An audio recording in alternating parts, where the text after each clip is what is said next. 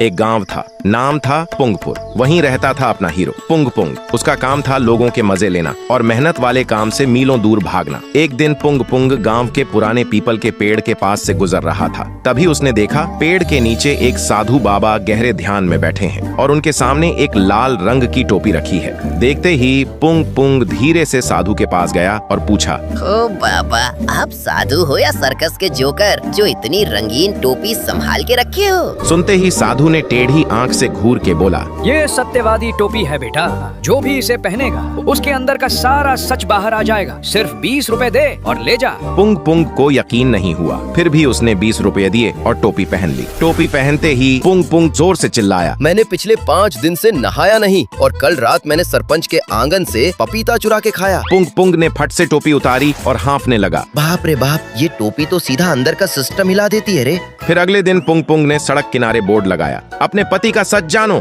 सिर्फ 50 रुपए में सत्यवादी टोपी का चमत्कार। ये देखते ही गांव की औरतों की भीड़ लग गई। फिर सबसे पहले हलवाई की बीवी आई। पुंग पुंग ने जैसे ही हलवाई के सर पे टोपी रखी, हलवाई तुरंत चिल्ला पड़ा, मैं देसी घी के नाम पे सस्ता तेल मिलाता हूँ और पड़ोस की दुकान वाली आंटी को आंख मारता हूँ।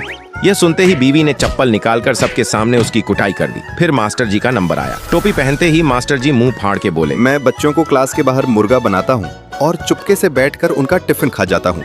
देखते ही देखते पुंग पुंग पूरे गांव में फेमस हो गया। लेकिन एक दिन गांव का खड़ूस जमींदार अपने पहलवान के साथ गुस्से में पुंग पुंग के पास आया और दहाड़ा, बहुत नाटक चल रहा है तेरा पुंग पुंग। ये टोपी मेरे पहलवान को पहना, मुझे जानना है इसने मेरे कितने पैसे चुराए हैं। पुंग पुंग डर के मारे कांपने लगा और जैसे ही वह पहलवान के पास जाने लगा, अचानक फिसल गया और वह टोपी उछल के सीधा जमींदार के सर पे जा गिरी। टोपी सर पे गिरते ही जमींदार चीख पड़ा, मैं बाहर से ही गुस्से वाला दिखता हूँ, असल में रात को मुझे अंधेरे से बहुत डर लगता है और मैं अपनी बीवी का हाथ पकड़ के सोता हूँ। सुनते ही पूरा गांव लोटपोट होके ठाके मार के हंसने लगा। लेकिन जमींदार शर्म और गुस्से से लाल टमाटर हो गया और लाठी उठाकर पुंग पुंग के पीछे दौड़ पड़ा। लेकिन पुंग पुंग भागते हुए सीधा उसी साधु के पास आया और उनके पीछे छुप गया। तभी साधु जोर जोर से हंसते हुए बोले, अरे जमींदार साहब रुको, गुस्सा मत करो, ये कोई जादुई टोपी नहीं है। फिर साधु ने जमींदार के सर से टोपी उठाई और टोपी के अंदर से एक बिच्छू निकाल के बोला, इस टोपी में मैंने एक खतरनाक बिच्छू छुपा रखा है, इसलिए जैसे ही कोई इसे पहनता है ये सीधा सर की नस पे काट लेता है और दर्द के मारे सारा सच उगल देता है। पुंग पुंग सुनते ही चक्कर खा के बेहोश हो गया और जमींदार ने अपने सर पर हाथ रख के देखा, उनके सर पे अंडे के आकार का एक बड़ा सा गुम्मड़ निकल आया था। जमींदार के सर पे गुम्मड़ देख के पुंग पुंग होश में आते ही बस इतना बोला, बाबा ये टोपी नहीं, ये तो फुल टॉर्चर मशीन है रे। तो दोस्तों, अगर आपको भी पुंग पुंग की तरह ऐसी सच उगलवाने वाली टोपी मिल जाए तो क्या करोगे?